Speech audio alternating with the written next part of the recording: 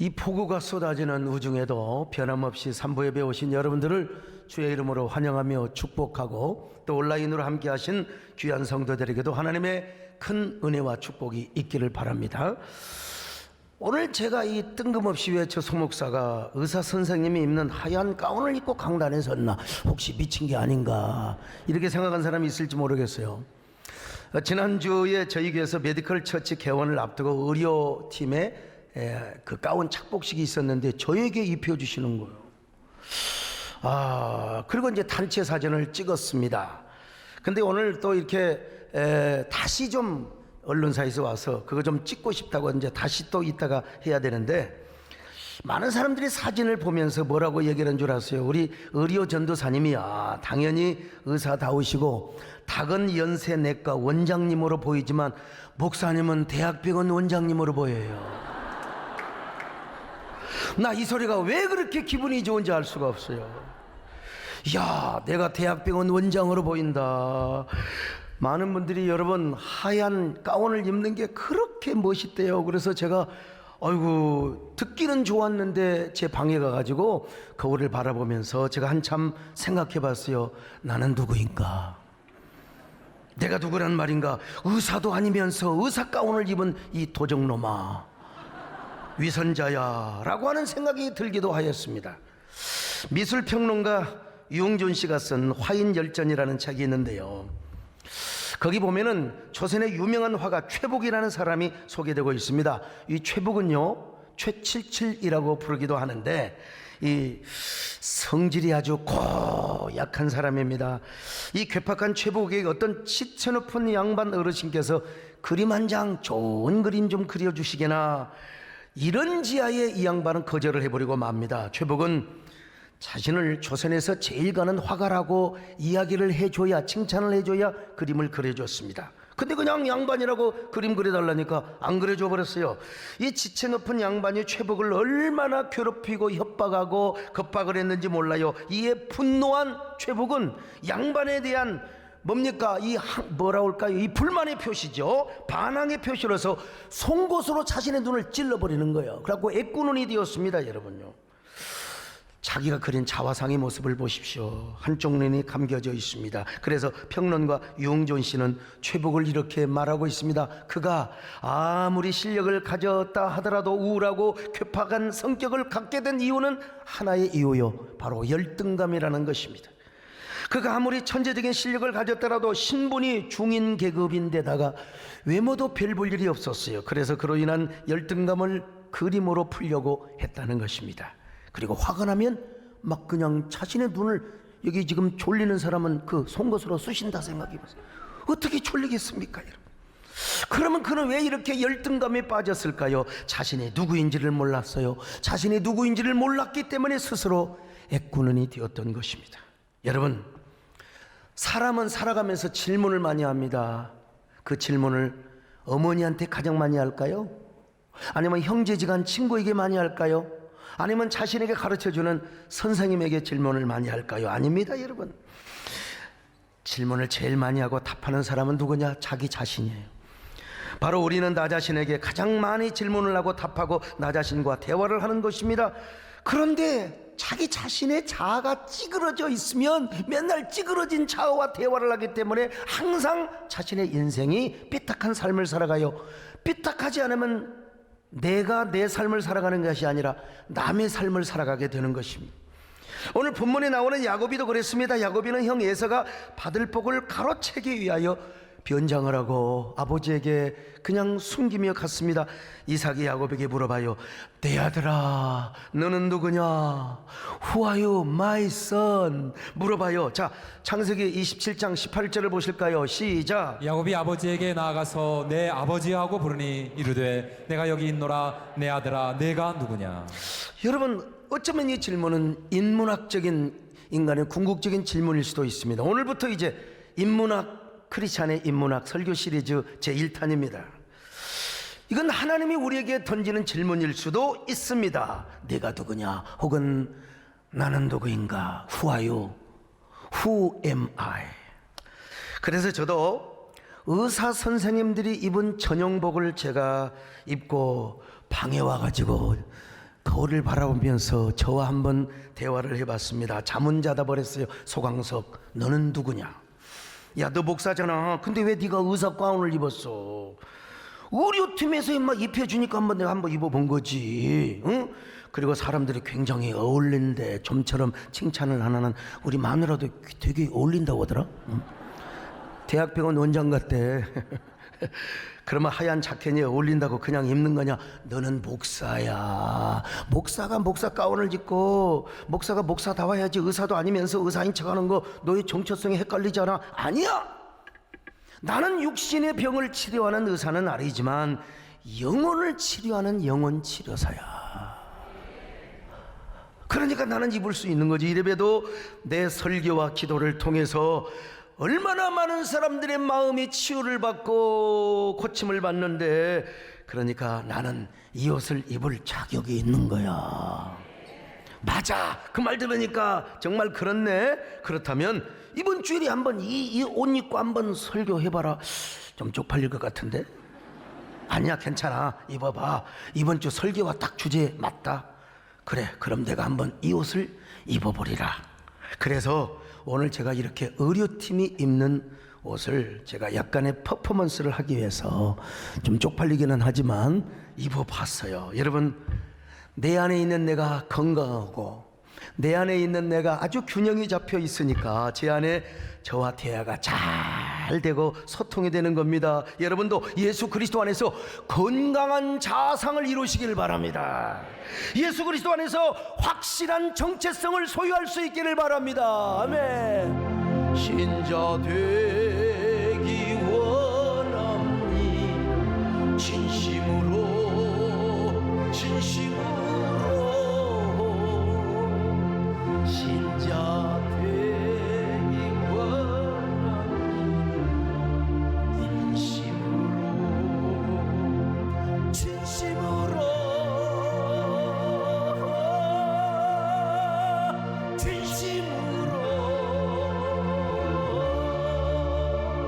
신자 되기 원합니 진심. 언제 또 갑자기 이렇게 옷을 바꿔 입고 참. 그런데 제 안에, 우리 안에, 여러분 안에 너무 다중적 자아가 있고요. 그것도 삐딱한 자아들이 다중적으로 존재하면 우리 스스로 가시나무 새가 됩니다. 그래서 내 삶이 아닌 타인의 삶을 살아가게 되고 불행한 삶을 살아가요. 조성모 씨의 노래처럼 우리 삶 속에 가시나무 새만 날아다녀요. 작은 어린 새들도 가시에 찔리고 얼마나 불행합니까? 이거 옛날에 우리 아무것도 모르고 노래 불렀잖아요. 내 속에 내가 너무도 많아 당신의 쉴 것 없네. 내 속에 헛된 바램들로 당신의 변할 곳 없네. 아무리 내가 나의 정체성을 가지고 나도 행복하게 살고 당신도 행복하게 해드리고 싶지만은 어쩔 수 없이 가시나무 새로 살아간단 말입니다. 내 안에 다중적 인격이 존재하면 말이죠. 내 속에 내가 어쩔 수 없는 어둠 당신의 쉴 자리를 뺏고 남도 불행하게 해요. 내 속에 내가 이길 수 없는 슬픔 무성한 가시나무 숲 같네. 저 오늘 제가 존경하고 사랑하는 우리 박지원 신임 국정원장님께서 교회를 오셨습니다. 제가 왜 저를 존경하고 사랑하느냐, 주군을 위해서 이번에도 막 청문회 할 때 버럭 화를 내실 때는 DJ 대통령이 거론이 되니까 DJ 대통령을 위해서 온갖 충성과 온갖 성심을 다해서 모셨고 그분을 위해서 수감생활까지 하셨고 자신의 정체성이 확고하니까 청문회도 잘하는 것을 제가 봤습니다. 그래서 제가 끝나고 전화를 올렸어요. 그 위트와 지혜 저도 좀 달라고 저에게 좀 어떻게 안수를 해주시겠습니까? 여러분, 오늘 오시자마자 무슨 얘기를 하느냐, 신임 원장님이 되셔서 취임을 하시면 제일 먼저 우리 교회를 오신다고 하셨는데, 오늘 오시자마자 내 약속 지켰지요. 약속을 지킬 뿐만 아니라 우리 나라 남북 문제, 우리 대한민국의 평화를 위해서 열심히 일하시도록 여러분 축하와 격려 박수 한번 해드리시겠습니다. 할렐루야. 그런데 오늘 야곱이는요, 아버지가 내가 누구냐고 물어볼 때 사실은 내가 야곱입니다 아버지 그렇게 말했어야 맞아요. 그러나 그가 뭐라고 대답을 했습니까? 형처럼 변장을 하고 자신이 에서라고 대답을 했던 거요. 자, 창세기 27장 19절 같이 보실까요? 시작. 야곱이 아버지에게 대답하되 나는 아버지의 맏아들 에서로소이다. 나는 아버지의 첫째 아들 에서입니다. 이거 참, 물론 이로 인해 야곱이는요 아버지의 축복 기도를 받고 어마어마한 복을 받았습니다. 거부가 되었습니다. 그러나 그의 내면에 많은 기간 동안에 양심의 가책과 그리고 이 인격의 분열 현상이 있었을 거예요. 물론 그가 복 받기 위해서 어쩔 수 없었지만요, 그럼에도 불구하고 그는 아버지 앞에서 엄청나게 두려웠을 겁니다. 그래서 기도받으면서도 막 이런 생각을 했을 거예요. 야, 내가 축복은 고사하고 저주를 받지는 않을 것인가? 그러나 마음속으로 또 이런 양심을 막 꼭꼭 눌렀을 것입니다. 아니야, 내가 복을 받아야 어쩔 수 없어. 이건 내가 혼자 한 것도 아니야. 우리 엄마가 나한테 해준 거야. 엄마하고 나오고 통역을 한 거야. 공부를 한 거야. 그러니까 꾹 참고 일단 내가 복을 받고 보자. 이런 야곱에게 어느 날 하나님이 찾아오셨어요. 그리고 물어보셨어요. 야, 네 이름이 뭐야? What's your name? 물어본 거예요. 그러자 영어를 알아본 분들은 웃으시네. 이런 영어도 다 알아들으시고 여러분. 그러자 야곱이가 대답을 해요. 예, 저는 야곱입니다. 하나님이 말씀하시잖아요. 야, 너는 야곱이 아니야. 너는 에서도 아니야. 이제부터 너는 이스라엘이라 하리라. 이스라엘이라 하리라. 자, 창세기 32장 27절로 28절을 같이 봅니다. 시작. 그 사람이 그에게 이르되 내 이름이 무엇이냐? 그가 이르되 야곱이니이다. 그가 이르되 내 이름을 다시는 야곱이라 부를 것이 아니요 이스라엘이라 부를 것이니. 여러분, 지금까지 어쩌면 야곱이는 에서의 한 단면으로 살아왔을지도 모릅니다. 야곱으로 태어났지만 에서인 척 에서의 복을 받고 살아왔습니다. 왜? 동생으로 태어났지만 장자의 축복을 받았거든요. 그런데 하나님께서 야, 너는 지금 야곱도 아니야. 너는 이제 에서도 아니야. 너는 이스라엘로 살아가야 돼. 야, 너는 이스라엘의 축복의 초상이 되어야 한단 말이야. 이때부터 야곱은 진정으로 자신이 누구인가를 알았어요. 정체성을 확실하게. 너는 누구냐? 나는 누구인가? 내가 누구란 말인가? 오늘 우리도 끊임없이 이런 질문을 받을 수 있고 내가 나를 향하여 끊임없이 질문을 할 수 있습니다. 하나님께서 나를 향하여 너는 누구냐? 너는 어떻게 살아가느냐? 다른 사람이 나에게 당신은 누구야? 이렇게 물어볼 수 있어요. 오늘 우리 질문 앞에 우리는 어떻게 살아가야 할 것인가? 첫째로 그리스도인의 정체성을 확실하게 하고 살아가야 됩니다. 그리스도인의 정체성. 오늘날 현대인은 자신의 존재를 향한 깊은 질문을 던지고 살지 않습니다. 나는 누군가? 나는 어떤 사람인가? 그런 거 안 물어봐요. 나는 어떻게 성공할 것인가? 난 누구보다 먼저 승진할 것인가? 나는 어떻게 삶을 엔조이하며 해피하게 살아갈 것인가? 이런 질문만 하고 살아갑니다. 그러니까 사람들은 진정으로 자신의 삶을 살지 못하고 삐딱한 삶을 살고 삐뚤어진 삶을 삽니다. 아니면 타인의 삶을 살아가죠. 이 이상심리학의 해리장애라는 병이 있습니다. 해리장애는 한 사람 안에 여러 인격이 다중적으로 존재해요. 내 안에 여러 다중 인격이 존재하거나 그러니까 여러분 정체성이 상실될 수밖에요. 자신의 내면 안에서 인격이 서로 분열하고 충돌하기도 하고 안정감을 그냥 불안장애 속에 살아가는 거예요. 이게 뭐예요? 바로 정신병이죠, 이것도. 그래서 이런 사람은 내가 누구인 줄을 모르고 살아갑니다. 해리장애인이 않더라도 현대인들은 많은 부분에서 이러한 장애를 겪고 살아갑니다. 나는 누구인가? 지킬 박사와 하이드라는 소설이 있지 않습니까? 지킬 박사는 법학 박사요, 의학 박사입니다. 돈도 많이 벌었어요. 사회활동도 많이 하고 사회사업가였습니다. 그런데 존경받는 이 사람이 말이죠, 남몰래 괴팍한 쾌락을 즐기는 이중생활이 계속됩니다. 이 소설 역시 바로 한 인격의 안에 다중인격이 존재하는 것을 이야기하는 소설이죠. 그래서 요즘 우리 사회에도 이런 말이 많이 있잖아요. 내로남불. 많이 들어봤죠? 내로남불. 그러므로 여러분, 오늘 우리 자신이 누구인가를 알아야 돼. 그리고 내가 나답게 살아야 됩니다. 나답게 살아야 돼. 여러분이 회사에서는요, 사장이지만 집에 들어갈 때 사장으로 들어가면 그 집구석 곤란합니다. 대학의 교수라고요.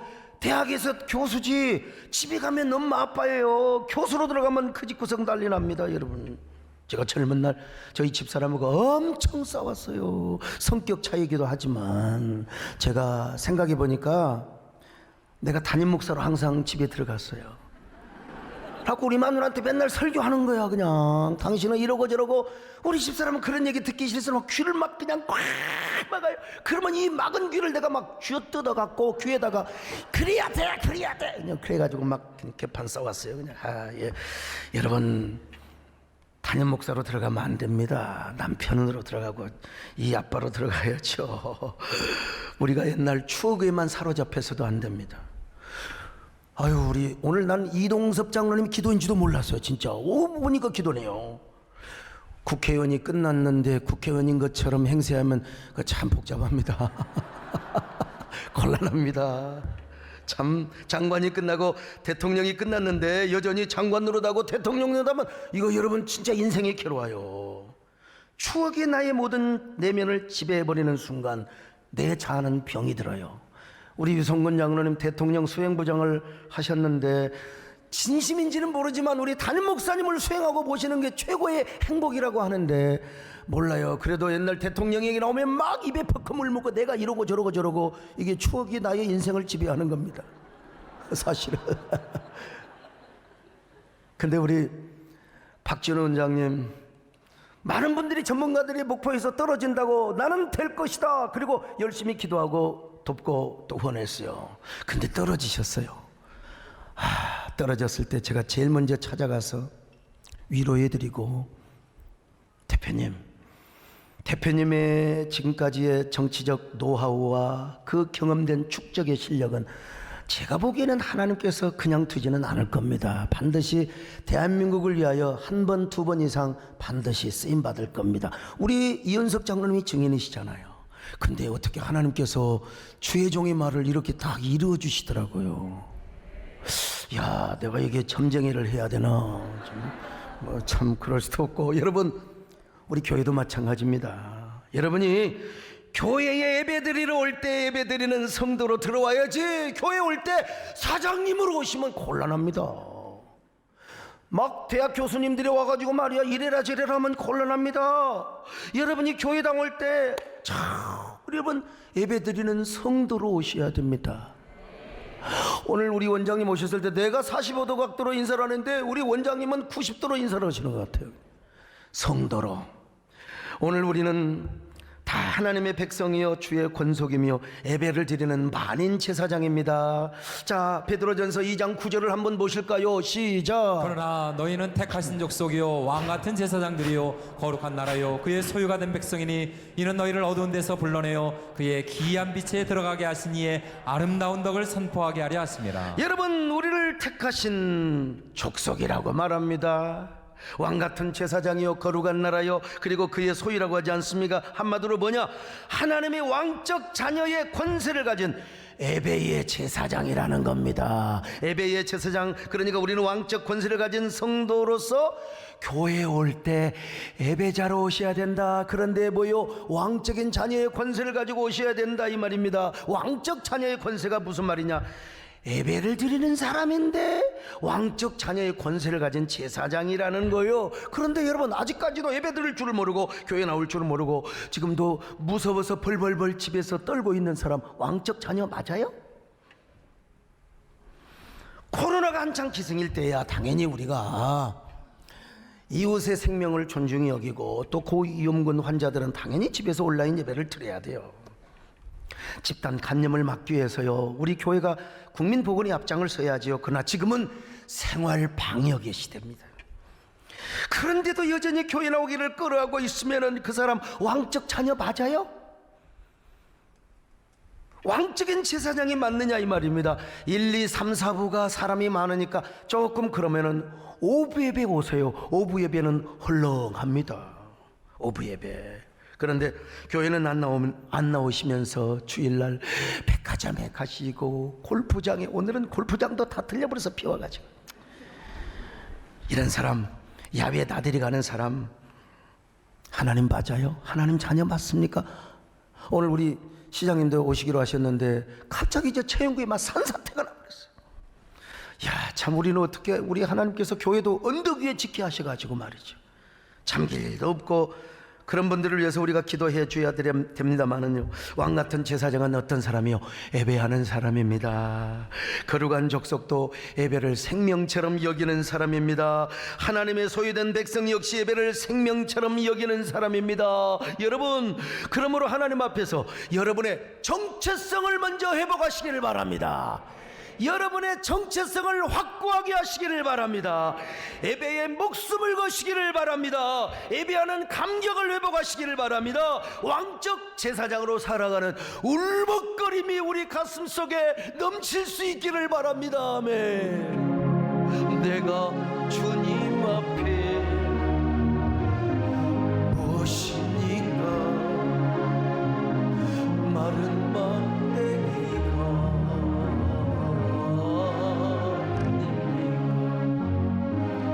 내가 당신 앞에 쓸모없었던 타다 남은 죄가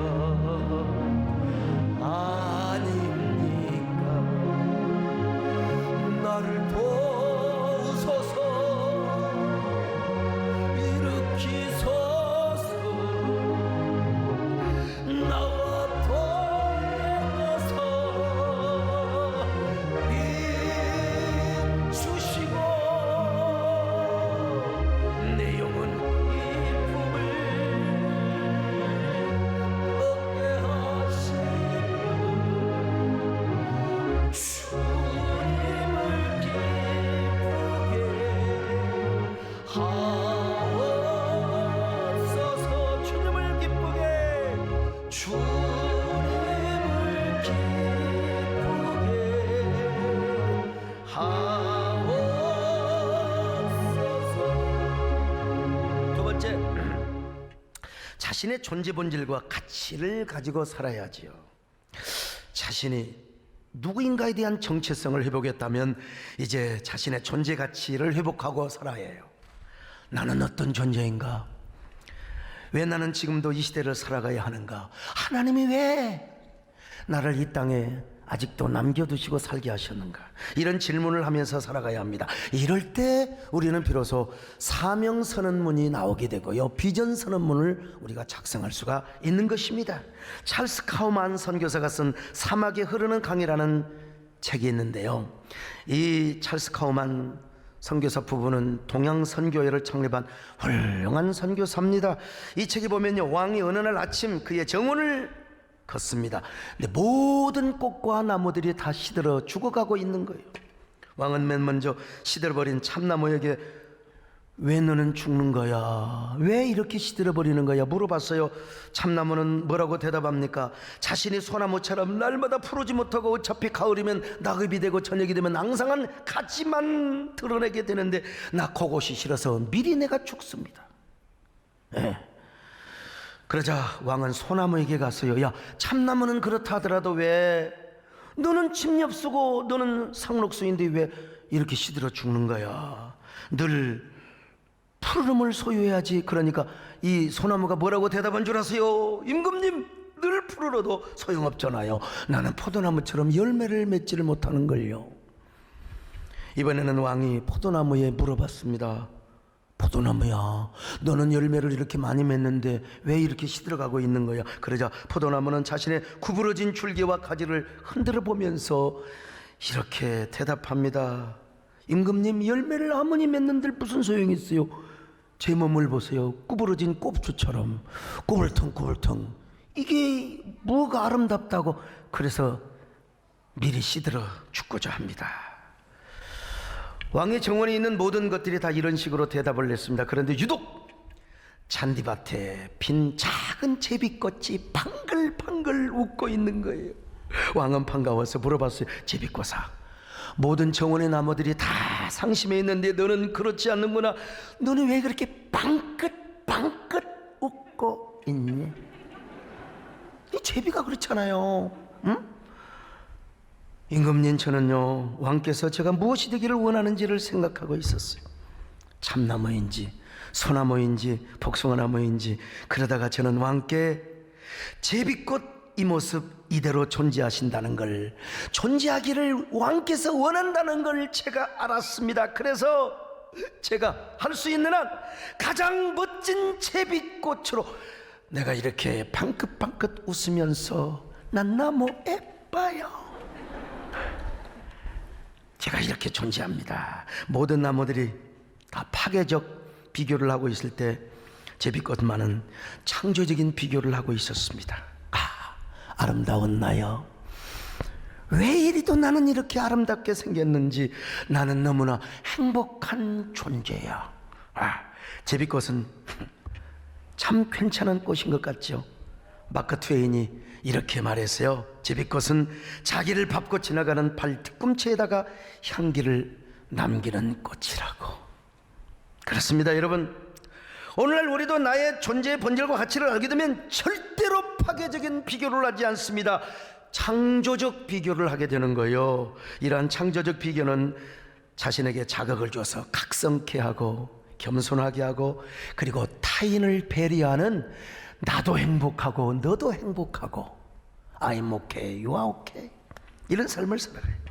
그런 사람은 마침내 자신의 사명과 비전을 깨닫게 됩니다. 나는 왜 존재하는가? 나는 오늘 또 무슨 일을 해야 되는가? 나는 하나님께 어떤 사명자로 쓰임받을 수 있는가?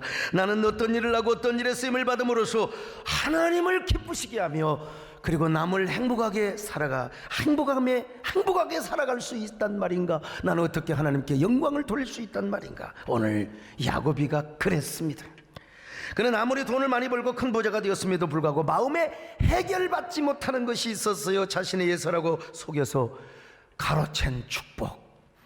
자신의 예서처럼 살아왔지만 예서가 아니거든요. 지금 예서는 브엘세바에서 멀쩡하게 눈 시퍼렇게 뜨고 살아가고 있단 말이요. 그러므로 자신은 예서와 화해를 해야 돼요. 그래서 야곱은 예서에게 수많은 돈과 물질을 보내가지고 화해를 요구하였습니다. 그러나 예서는 자기를 죽이려고 400명 군사를 거느리고 와서 이 야곱이 사기꾼 이 새끼 내가 죽여버려. 그러니까 얼마나 야곱이가 불안에 떨겠습니까? 그 불안 때문에 참을 이룰 수 없었습니다. 어쩌면 이 순간만큼은 가슴이 떨리고 숨쉬기도 힘든 공황장애 같은, 여러분 막 심장이 멎어버릴 것 같았어요. 그래서 부인과 자식들을 다 야복강 건너 보내고 혼자만 남아서 하나님께 씨름을 합니다. 결판 내는 기도를 하는 거예요. 아마 그는 이렇게 기도를 했을 거예요. 우리 하나님 베델의 하나님 맞지 않습니까? 나에게 복을 주시고 이 일을 다 이루기까지는 절대로 하나님이 나와 함께 하시며 떠나지 않는다고 하셨지 않습니까? 그 하나님은 도대체 어디 계세요? 베델의 하나님은 어디 계신단 말입니까? 그 하나님을 믿는다고 하면서도 이렇게 두려워하고 벌벌 떨고 있는 나 자신은 도대체 누구란 말입니까? 야곱이 그렇게 기도하였을 때 하나님의 사자가 와서 야곱의 환도뼈를 갖다가 그냥 쳐버린 거예요. 그러면서 하나님께서 물어보십니다. 야, 네 이름이 뭔데? What is your name? 이 중학교식 발음이죠. 못 알아듣는 사람을 위해서 제가 서비스하는 겁니다. 너 이름이 뭔데? 너는 이제부터 야곱이 아니다, 이스라엘이라고 하라. 너는 이제부터 이스라엘 백성들의 조상이 될 것이고 너는 모든 택한 백성들의 축복의 아버지가 될 거야. 야곱 총회 기업의 회장이 될 거야. 그랬을 때 마침내 야곱이가 이스라엘로 새롭게 태어났습니다. 오늘 예배 오신 여러분들에게 이런 새로운 탄생이, 축복이 이루어지시기를 바랍니다. 야곱이 변하여 이스라엘이 되시기를 바랍니다. 야곱이가 얼마나 감격이었겠습니까? 얼마나 떳떳하고 얼마나 평안했겠습니까? 이제는 에서도 두렵지 않아요. 하나님하고 싸워 이겼는데 무슨 에서가 두려워요. 두렵지 않았어요. 그리고 자신이 어떤 사람인가를 알았습니다. 나는 무엇을 해야 되는가, 어떻게 살아가야 되는가, 자신의 정체성을 알고 자신의 본질의 가치를 알았어요.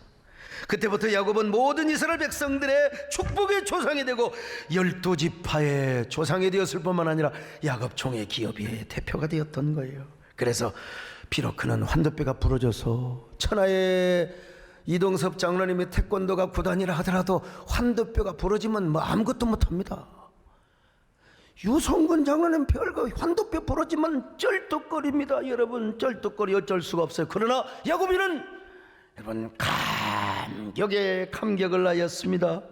그래서 아마도 야곱은 찬란한 희망과 눈부신 축복의 통력의 쌀을 받으며 여러분 찬송을 부르며 갔을 겁니다. 나 같은 죄인을 살리신 우리 하나님, 저에게 왜 이런 은혜를 주신단 말입니까? 난 이제 오직 주님만 의지하고 살아가겠습니다. 축복의 조상답게 살아가겠습니다.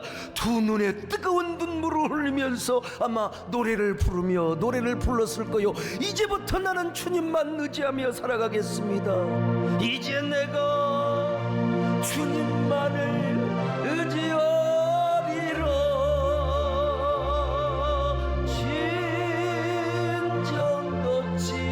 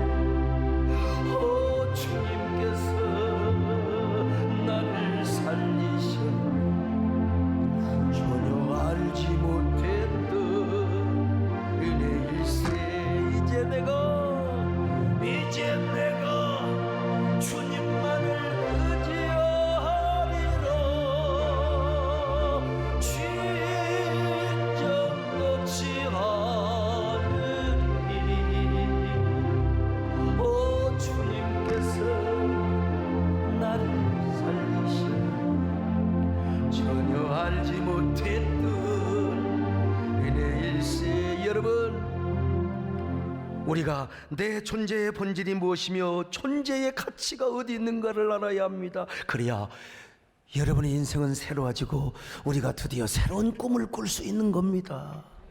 새로운 사명을 발견할 수 있는 것입니다. 나는 왜 살아야 하는가? 무엇을 위해 살아가야 하는가? 나에게는 어떤 사명이 있는가? 이 시대에. 그래서 비전이 우리의 생명이고 사명이 우리의 생명이 되는 겁니다. 사도 바울은 뭐라고 고백했습니까? 사명을 생명보다 목숨보다 더 귀한 것으로 여겼어요. 이 땅에 수많은 교회가 있고 수많은 목회자가 있습니다.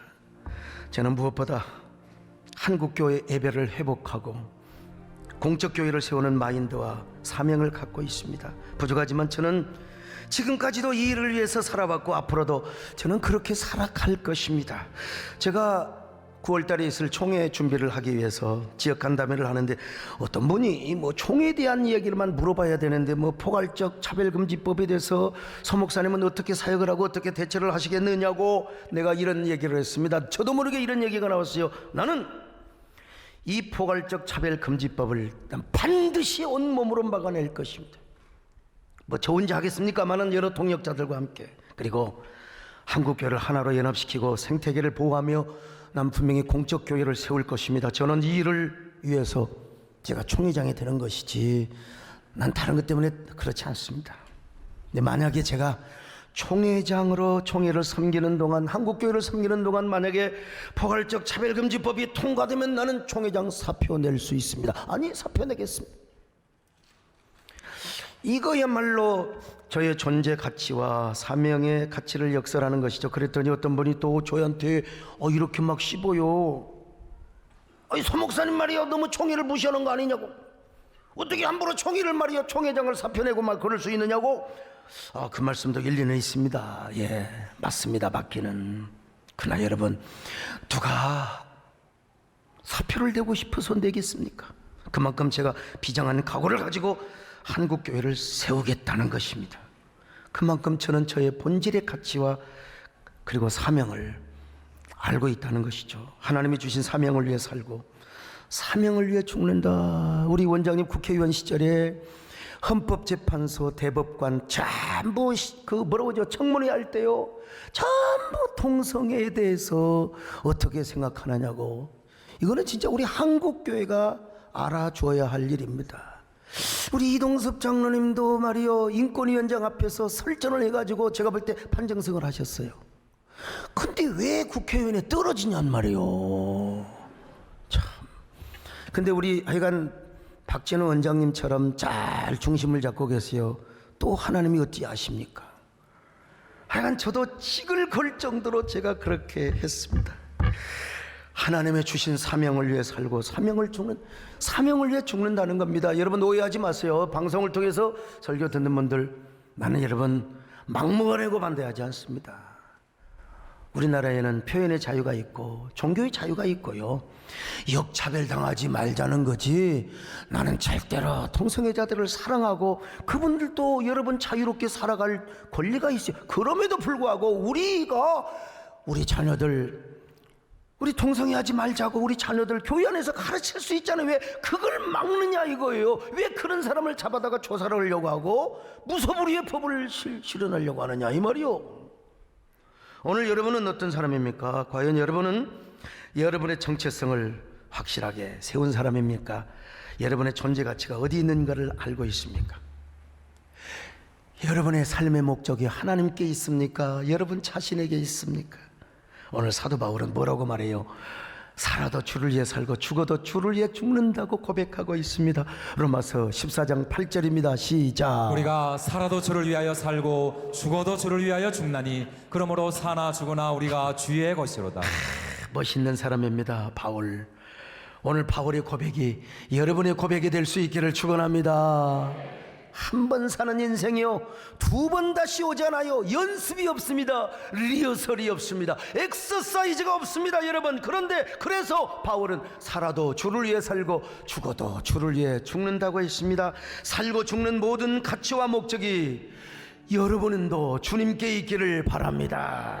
삶의 목적과 가치가 주님이 주신 사명에 있기를 바랍니다.